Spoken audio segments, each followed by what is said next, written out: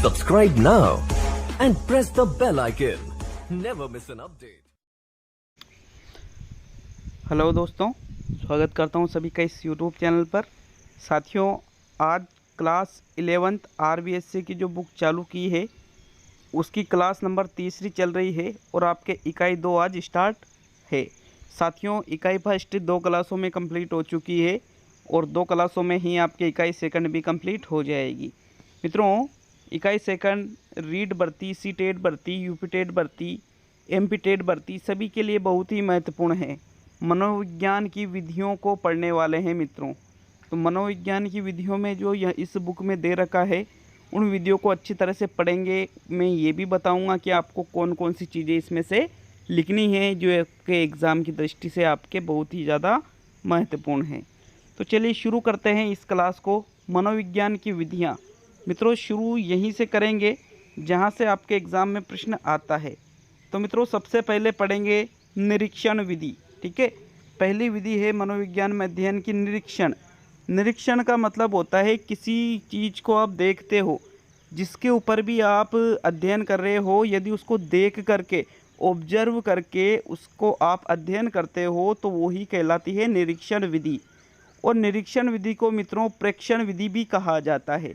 तो सबसे पहले टॉपिक डाल लेना निरीक्षण विधि पहली विधि में, और आप उसमें लिख लेना कि निरीक्षण विधि को प्रेक्षण विधि भी कहते हैं या निरीक्षण ओब्लिक प्रेक्षण। मतलब देखिए, ऑब्जर्वेशन भी आप इसको कह सकते हो। मित्रों 1913 में जब वाटसन ने व्यवहारवाद की स्थापना की तो एक क्वेश्चन यहाँ से भी बन जाता है कि व्यवहारवाद की स्थापना किसने की? जेबी वाटसन ने। कब की? 1913 में। तो मनोविज्ञान को नए ढंग से परिभाषित करते हुए यह कहा गया कि मनोविज्ञान व्यवहार का विज्ञान है। अब देखिए, जब व्यवहारवाद की स्थापना की तो क्या कहा कि भाई व्यवहारवाद का मतलब क्या कि मनोविज्ञान किसका विज्ञान है? व्यवहार का विज्ञान है। और वर्तमान में भी मनोविज्ञान को व्यवहार का विज्ञान ही माना जाता है, जिसका अध्ययन विधि अंतर्निरीक्षण न होकर प्रेक्षण विधि है। मतलब आप मनोविज्ञान का अगर अध्ययन करते हो तो अंतर्निरीक्षण से आप अध्ययन नहीं कर सकते, बल्कि प्रेक्षण विधि, प्रेक्षण मतलब देख करके, ऑब्जर्व करके आप उसका अध्ययन कर सकते हो। तो मित्रों आगे देखते हैं निरीक्षण विधि में क्या क्या होता है। चलिए यहाँ से आते हैं। बिल्कुल मैंने फ़ॉन्ट साइज बड़ी कर दी है। मित्रों जो निरीक्षण विधि है उसमें अध्ययनकर्ता मतलब जो अध्ययन करने वाला है प्राणी या जीव के व्यवहारों को निष्पक्ष भाव से प्रेक्षण या अवलोकन करता है। अब जिसका भी अवलोकन करना है उसका बिना किसी भेदभाव के यहाँ पर अध्ययन करता, अवलोकन करता है या प्रेक्षण करता है, मतलब उसको देखता है, ऑब्जर्व करता है। अपने अवलोकन के आधार पर वह एक विशेष रिपोर्ट तैयार करता है, जिसका विश्लेषण कर उस प्राणी के व्यवहार के बारे में एक निश्चित निष्कर्ष तक पहुँचता है। तो मित्रों यहाँ तक आपको लिखना है इस विधि में। इस विधि में क्या होता है कि जैसे अवलोकन कर लिया, फिर एक रिपोर्ट बनाई, उसके आधार पर एक निष्कर्ष निकाला कि भाई ये प्राणी इस तरह का व्यवहार करता है। प्रेक्षण को वस्तुनिष्ठ बनाने के लिए प्राणी के व्यवहारों का अवलोकन वह भिन्न भिन्न परिस्थितियों में करता है। कई प्रेक्षक मिलकर प्राणी या जीव के व्यवहारों का अवलोकन एक साथ करते हैं। शायद यह कारण ही है कि इस विधि के वस्तुनिष्ठ प्रेक्षण विधि भी इसको कहा गया है। तो मित्रों जो अवलोकन विधि है उसको वस्तुनिष्ठ प्रेक्षण विधि के नाम से भी जाना जाता है। देखिए, अवलोकन के माध्यम से वस्तुनिष्ठता लाने हेतु बहुत डिफ़िकल्ट चीज़ें हैं, लेकिन इजी लैंग्वेज में बताने की कोशिश करूँगा कि जो अवलोकन विधि होती है, एक चीज़ और होती है जिसका नाम है वस्तुनिष्ठता। वस्तुनिष्ठता का मतलब है कि जिसका एक ही सही उत्तर निकले। तो मित्रों जो अवलोकन विधि है इसमें भी अलग अलग उत्तर न आए, इसके लिए लोग अलग अलग स्थितियों में अलग अलग व्यक्तियों द्वारा प्रेक्षण करवाया जाता है, इसलिए इसको वस्तुनिष्ठ प्रेक्षण विधि भी कहते हैं। मित्रों अध्ययनकर्ता प्राणी के दोनों तरह के व्यवहारों यानी बाह्य व्यवहार जैसे दौड़ना, रोना, खेलना तथा आंतरिक व्यवहार जैसे रक्तचाप में परिवर्तन, हृदय की धड़कन में परिवर्तन आदि का प्रेक्षण भी करते हैं। तो ऐसा नहीं है कि प्रेक्षण सिर्फ बाहर से देखकर ही किया जाता है, प्रेक्षण बाहरी रूप से भी किया जाता है और आंतरिक रूप से भी इस विधि में किया जाता है। मित्रों, वस्तुनिष्ठ प्रेक्षण जो है उसकी दो मुख्य विशेषता होती है, तो इनको आप जरूर लिखिए। वस्तुनिष्ठ प्रेक्षण की दो मुख्य विशेषता को, ये जो बीच में समझाया है इसको आपको नहीं लिखना है, जो पहले बताया था कि वही आप लिखे, क्योंकि इतना बड़ा मैटर नहीं लिखना है मित्रों। तो ये जो विशेषता है ये जरूर लिखे। पहली विशेषता है प्रेक्षण हमेशा उद्देश्यपूर्ण तथा सूक्ष्म होता है। दूसरे शब्दों में यह कहा जा सकता है कि प्रेक्षक किसी उद्देश्य से प्राणी के व्यवहार के किसी खास पहलू पर अधिक ध्यान देते हुए प्रेक्षण करता है। मतलब एक निश्चित टारगेट रहता है जो अध्ययन करता होता है उसका, कि मुझे इस पहलू का ही अध्ययन करना है। और प्रेक्षण का उद्देश्य अध्ययन नियमों से संबंधित चरों के बीच पारस्परिक संबंधों का पता लगाना होता है। तो मित्रों, ये इसके दो महत्वपूर्ण उद्देश्य होते हैं। साथियों देखिए, जो प्रेक्षण विधि है, ऑब्जर्वेशन विधि है, इसके 3 प्रकार होते हैं। तो ये बहुत इंपॉर्टेंट है, स्टार कर लेना इसको लिख करके कि जो प्रेक्षण विधि है उसके कितने प्रकार है। तो प्रेक्षण के 3 प्रकार है। प्रेक्षण के कौन कौन से प्रकार है देखिए, पहला है सहभागी प्रेक्षण, दूसरा है असहभागी प्रेक्षण और तीसरा है स्वाभाविक प्रेक्षण। तो मित्रों, सबसे पहले तो सहभागी प्रेक्षण को पढ़ेंगे, फिर असहभागी प्रेक्षण पढ़ेंगे और फिर स्वाभाविक प्रेक्षण पढ़ेंगे। तो देखिए, मैं आपको सहभागी प्रेक्षण का मतलब क्या होता है, पार्टिसिपेंट ऑब्जर्वेशन, मतलब जिसमें साथ में रह कर के, ठीक है, व्यक्ति के साथ में रह कर के उसका ऑब्जर्व यदि किया जाता है तो उसको ही सहभागी प्रेक्षण किए कहते हैं। जैसे मान लीजिए कि आप किसी के व्यवहार का अध्ययन कर रहे हैं, जैसे इस जो बुक में दिया हुआ है कि आपको कोई भी कंपनी है वहाँ पर जो मजदूर कार्यरत है उनके व्यवहारों का अध्ययन करते हैं, तो आप क्या करोगे, खुद मजदूर बन कर के उस फैक्ट्री में काम करने जाओगे और मजदूरों के बीच में रहकर ही उनके व्यवहार का अध्ययन करोगे। तो ऐसे अध्ययन को कहा जाता है सहभागी प्रेक्षण। दूसरा है असहभागी परीक्षण, जिसमें साथ में रहकर व्यवहार का अध्ययन नहीं किया जाता है, बल्कि व्यक्ति को क्रियाओं को, व्यक्ति के व्यवहार को दूर से देखकर ही अध्ययन करते हैं, तो उसको असहभागी प्रेक्षण कहते हैं। और तीसरा है स्वाभाविक परीक्षण। स्वाभाविक परीक्षण मित्रों अधिकतर जो जीव जंतु होते हैं उन पर किया जाता है। देखो, जो स्वाभाविक परीक्षण है उसके बारे में देख लेते हैं थोड़ा सा, कि जब प्रेक्षण का उपयोग एक स्वाभाविक परिस्थिति में विशेषकर पशुओं के व्यवहारों का अध्ययन करने के लिए किया जाता है, तो इस तरह के प्रेक्षण को स्वाभाविक प्रेक्षण कहते हैं। जैसे मनोवैज्ञानिक होते हैं, जैसे वो बंदरों, मधुमक्खियों, चींटियों आदि के व्यवहारों को उनके स्वाभाविक रूप से रहने के स्थानों में जाकर अध्ययन करते हैं, तो ऐसे अध्ययन को ही स्वाभाविक प्रेक्षण कहा जाता है। कि जहाँ पर मधुमक्खियाँ रहती है वहाँ जाकर उनके व्यवहारों का अध्ययन करना, जहाँ पर चींटियाँ रहती है वहाँ पर जाकर के उनके व्यवहार का अध्ययन करना। तो मित्रों, ऐसे अध्ययन को कहा जाता है स्वाभाविक प्रेक्षण। तो इनकी डिटेल नहीं लिखना है, सिर्फ इतना लिखना है कि प्रेक्षण के कितने प्रकार हैं, 3 प्रकार, सहभागी, असहभागी और स्वाभाविक। तो तीनों को आप लिख लीजिए, ज़्यादा डिटेल इनमें लिखने की ज़रूरत नहीं है। अब मित्रों, इसके गुण को देख लेते हैं कि जो निरीक्षण विधि है इसके कौन कौन से गुण हैं। तो पहला गुण आता है, अब गुण कैसे लिखना है मैं थोड़ा सा शॉर्ट में लिखा दूंगा आपको, कि इस विधि ने मनोविज्ञान का अध्ययन क्षेत्र काफ़ी विस्तृत कर दिया है। अंतर्निरीक्षण विधि का प्रयोग सिर्फ वयस्क व्यक्तियों पर ही किया जाता था, फलस्वरूप मनोविज्ञान में सिर्फ इन्हीं व्यक्तियों की मानसिक प्रक्रियाओं का अध्ययन किया जाता था। परंतु प्रेक्षण विधि का प्रयोग छोटे छोटे बच्चों, वयस्कों, पागलों, अपाहिजों, पशुओं आदि पर भी आसानी से किया जाता है। फलस्वरूप इस विधि के उपयोग से मनोविज्ञान का कार्य क्षेत्र काफ़ी विस्तृत हो गया है। तो पहला नोट्स आप इसमें यूँ लिख लेना कि इस विधि का प्रयोग छोटे छोटे बच्चों, वयस्कों, पागलों, अपाहिजों, पशुओं सभी पर किया जा सकता है। तो ये इसका पहला गुण हुआ। दूसरा गुण देखते हैं मित्रों, इस विधि द्वारा एक समय में एक से अधिक प्राणियों के व्यवहारों का निरीक्षण आसानी से किया जा सकता है। जैसे यदि अध्ययनकर्ता भीड़ व्यवहार का अध्ययन करना चाहता है तो इस विधि का प्रयोग काफ़ी आसानी से करके उस तरह के व्यवहार के बारे में जाना जा सकता है। तो दूसरा गुण में आपको लिखना है कि एक समय में एक से अधिक व्यक्तियों पर प्रयोग, इसका दूसरा गुण आ जाता है मित्रों। तीसरा गुण देखेंगे, इस विधि से प्राप्त आंकड़ों का सांख्यिकीय विश्लेषण काफ़ी आसानी से किया जा सकता है, क्योंकि प्राप्त आंकड़े आवृत्ति, प्रतिशत आदि में प्राप्त होते हैं। इसका परिणाम यह होता है कि प्रेक्षण विधि से प्राप्त निष्कर्ष की वैधता काफ़ी बढ़ जाती है। तो मित्रों आपको ये लिखना है कि इसका तीसरा गुण कि इस विधि से प्राप्त आंकड़ों का सांख्यिकीय विश्लेषण काफ़ी आसानी से किया जा सकता है। यहाँ तक आपको इसके 3 गुण लिख लेना है। तो क्लियर है सभी मित्रों सभी के कि जो निरीक्षण विधि है वो क्या होती है। अब इसके दोषों को भी देखेंगे मित्रों, इसके कौन कौन से दोष है। तो पहला दोष आता है कि प्राय यह देखा जाता है कि प्रेक्षण करते समय प्रेक्षक की अपनी पूर्वाग्रह मनोवृत्तियां आदि का भी प्रभाव उनके प्रेक्षण पर पड़ता है। दूसरे शब्दों में यह कहा जा सकता है कि प्रेक्षक द्वारा किया गया प्रेक्षण वस्तुनिष्ठ न होकर आत्मनिष्ठ हो जाता है। ऐसी परिस्थिति में प्राप्त निष्कर्ष बहुत अधिक विश्वसनीय तथा वैध नहीं रह जाते। तो इसका क्या मतलब निकलता है वो समझिए कि जैसे मान लीजिए आपसे कहा जाता है कि आपको इस चीज़ का निरीक्षण करके आपको निष्कर्ष निकालना है कि भाई इसका व्यवहार इस तरह से हो रहा है। तो कई बार आप पहले ही सोच लेते हो कि अरे यार वो तो आदमी खराब है, वो तो ऐसा ही करता है, वो तो बिल्कुल ख़राब आदमी है, उसका क्या अध्ययन करे। लेकिन फिर भी आप अगर अध्ययन करते हो तो आपके जो पूर्व के जो विचार है वो अध्ययन करने में बाधक सिद्ध हो जाते हैं और भले आदमी सही व्यवहार कर रहा है लेकिन आप उसका गलत निष्कर्ष निकाल लेते हो। तो ये इसका मित्रों पहला दोष है।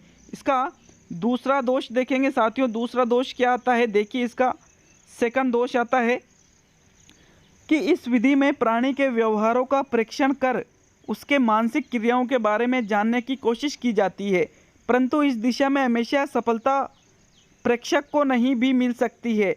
जैसे देखिए आपने किसी चीज़ को देखा और फिर आपने उसकी मानसिक क्रियाओं को जानने की कोशिश की उसके व्यवहारों को देख करके, लेकिन जो व्यक्ति दिखता है जरूरी नहीं कि वैसा ही हो रहा है। जैसे यहाँ उदाहरण दे रखा है कि गांव में अभी भी जब 2 स्त्रियां एक दूसरे से काफ़ी दिन बाद मिलती है तो अपनी खुशी प्रकट करने के लिए वो रोने लग जाती है। अब कोई प्रेक्षक अगर रोने के इस व्यवहार का परीक्षण करेगा तो वो इसी निष्कर्ष पर पहुंचेगा कि दोनों स्त्रियां किसी कारण से दुखी है, जबकि सच्चाई क्या है कि दोनों स्त्रियां क्यों रो रही है, क्योंकि वो खुशी के आंसू है। बहुत दिनों बाद वो सहेलियां मिल रही है इसलिए उनके आंसू आ रहे हैं। तो मित्रों यहाँ उल्टा निष्कर्ष निकला कि नहीं निकला, तो ये भी चीज़ इसमें हो सकती है। फिर मित्रों नेक्स्ट इसका जो दोष आता है वो दोष है साथियों कि इस विधि में प्रेक्षण स्वाभाविक एवं अनियंत्रित परिस्थितियों में किया जाता है। इसका परिणाम यह होता है कि प्राप्त निष्कर्ष की व्याख्या उचित कारण परिणाम संबंध के रूप में नहीं जानी जा सकती है। जैसे ऊपर में जोन्स तथा जोन्स के ही अध्ययन को ले ले। कॉलेज के छात्र सांप देखकर डर जाते हैं। यहाँ डरने की सांवेगिक प्रक्रिया किस कारण से हुई है कहना मुश्किल है। सांप के आकार से भी छात्रों में डर हो सकता है, उसके भयावह रूप से भी डर हो सकता है, उसके चाल से भी डर उत्पन्न हो सकता है, आदि आदि। मतलब आखिर लोग डरे क्यों, इसका कोई निश्चित निष्कर्ष नहीं निकाला जा सकता कि उसके आकार को देख कर के डरे, उसके रूप को रंग रूप को देख कर के लोग डरते हैं, या उसकी चाल को देख कर के डरते हैं, या उसमें जो विष होता है उसके काटने से डरते हैं। इसका कोई निश्चित निष्कर्ष नहीं निकाला जा सकता। तो मित्रों यहाँ तक आप लिख सकते हो, ये नहीं की जा सकती है। तो मित्रों ये इसके प्रमुख दोष हैं। तो ये है निरीक्षण विधि जो बहुत ही डिटेल में आपको किसी भी कोचिंग संस्थान पर इतनी विस्तृत तरीके से नहीं मिलती है। लेकिन जो ये किताबें हैं, किताबों को पढ़िए, किताबों से दोस्ती करिए, ये चीज़ें ही आपको सफलता दिलाएगी। मित्रों वीडियो बड़ा बनता है, मैंने कमेंट देखा था कि सर ज़्यादा वीडियो लंबा मत बनाया करो, आप लंबा वीडियो बनाते हो तो हम देख नहीं पाते हैं। तो भैया अगर लाइफ में अगर सेट होना है, लाइफ में सक्सेस होना है, तो आपको कुछ ना कुछ तो करना पड़ेगा। इससे आप यूँ नहीं कह सकते हो कि लंबा वीडियो नहीं देख पाते हो, ये आपके ऊपर डिपेंड करता है। लेकिन अगर आपको सक्सेस चाहिए, आपको अगर एक निश्चित तरीके से कि भाई हाँ मुझे अपने घर वालों के सपने पूरे करने हैं, मुझे अपने सपने पूरे करने हैं, मुझे एक निश्चित ऐसी जगह जाना है जहाँ पर लोगों को ऐसा, भाई सीधी बात ये है, जब तक लोग आपसे जलेंगे नहीं तब तक आप एक अच्छी स्थिति में नहीं हो। सबसे बड़ी बात, लोग कब जलते हैं, जब आप एक अच्छी स्थिति में पहुंच जाते हो, और इसके लिए आपको हार्ड वर्क करना ही पड़ेगा साथियों।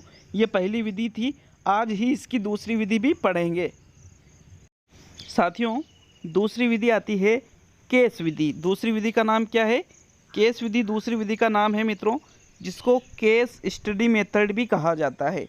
तो ये जो केस स्टडी मेथड है इसको जीवन गाथा विधि भी कहते हैं, जीवन गाथा विधि भी कहते हैं, इसको भी आपको लिख लेना है। इसको व्यक्ति इतिहास विधि भी कहा जाता है, जीवन वृत्त विधि भी इसको कहा जाता है। तो ये सारे नाम आपको लिख लेने हैं। मित्रों ये जो केस स्टडी है इसके अगर जनक की बात करूं मैं, जो यहाँ पर नहीं दे रखा है लेकिन मैं आपको बता देता हूँ, तो इसके जनक है टाइडमैन। इसके जनक कौन है? टाइडमैन ने इस विधि का निर्माण किया था। साथियों शुरू करते हैं इस विधि को। मनोविज्ञान की यह भी एक प्रमुख विधि है।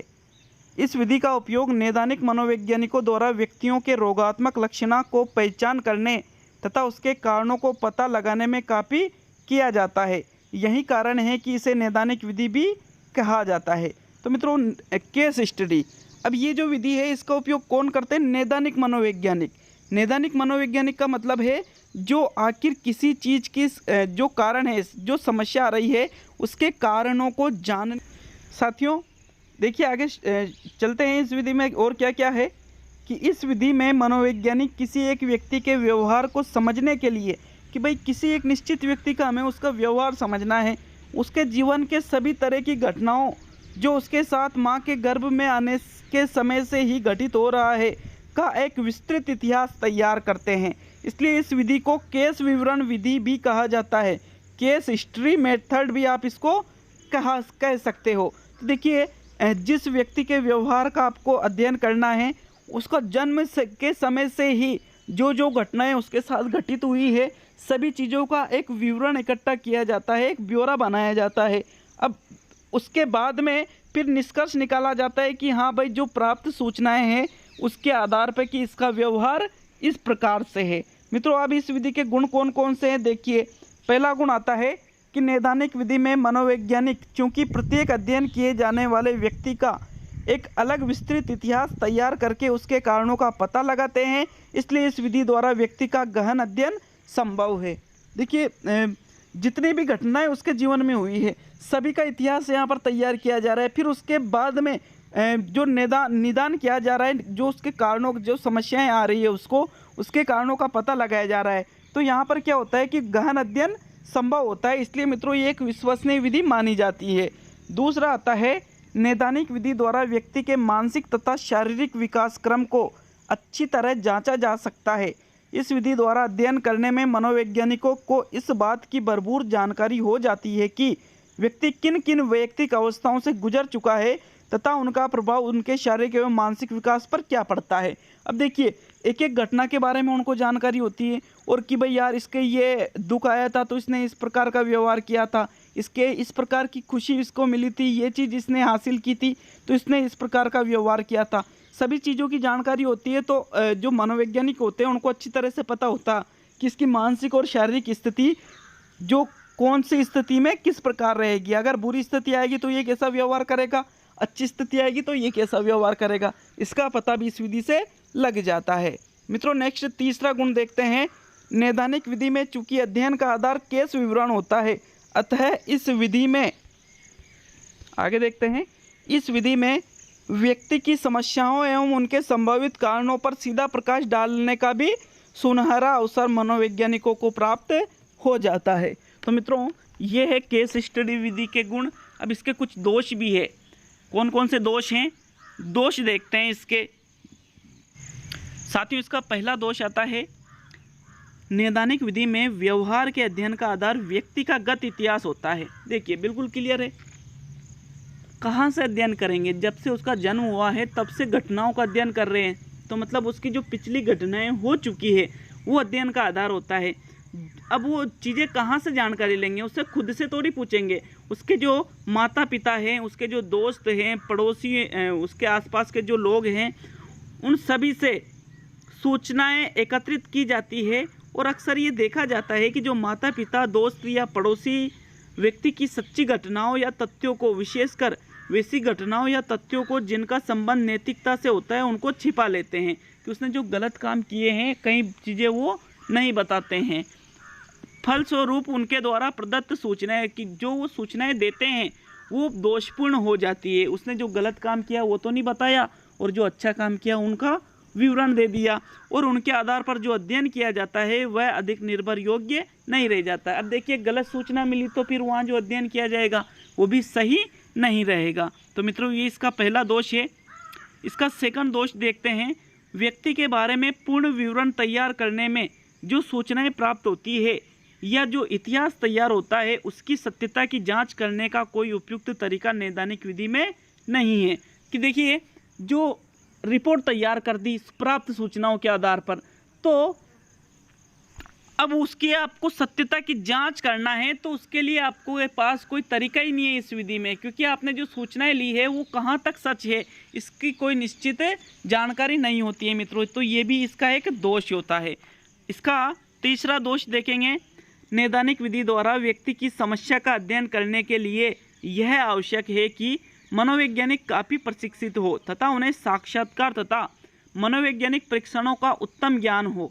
प्राय देखा गया है कि इस विधि का उपयोग एक साधारण मनोवैज्ञानिक भी करने लगते हैं। ऐसी परिस्थिति में इनसे प्राप्त तथ्यों पर अधिक भरोसा नहीं किया जा सकता है।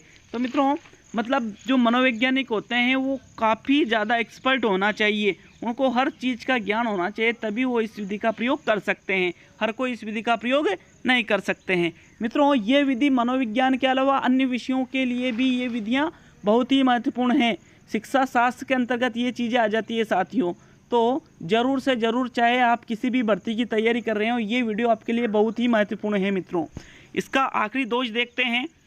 केस अध्ययन विधि में यदि अध्ययन में सम्मिलित किया गया व्यक्ति का स्वरूप कुछ अनोखा है तो इससे प्राप्त निष्कर्ष का सामान्यकरण नहीं किया जा सकता। ये तो बुक में ही मिसटाइप है ये चीज़।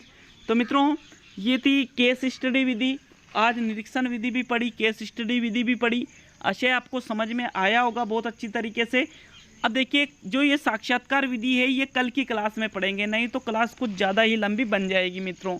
तो कैसा लगा वीडियो ये भी कमेंट करके जाए यार, और वीडियो अच्छा लगता है तो एक छोटा सा लाइक ज़रूर कर दीजिएगा। और मैं चैनल को सब्सक्राइब करने की तभी बोलता हूँ जब आपको ऐसा लगता है कि यार इस चैनल से हमें कुछ ना कुछ ज़रूर कुछ विशेष मिल रहा है, तभी आप इससे जुड़े, नहीं तो आप मत जुड़े अगर आपको कुछ भी नहीं मिल रहा है। तो बहुत बहुत धन्यवाद सभी मित्रों का। आशा है आप अपने सपनों को बहुत जल्द पूरा करेंगे। सभी मित्रों को बहुत बहुत धन्यवाद। सुबह 11 बजे आपके वापस जो मनोविज्ञान का टेस्ट है विविध अधिगमकर्ताओं की समझ, उसमें 50 प्रश्न आपके लिए लेकर आ रहा हूं। तो सुबह 11 बजे इस टेस्ट को देना नहीं भूलें। बहुत ही शानदार प्रश्नों का समावेश है मित्रों। टाइम याद रखना, सुबह 11 बजे का।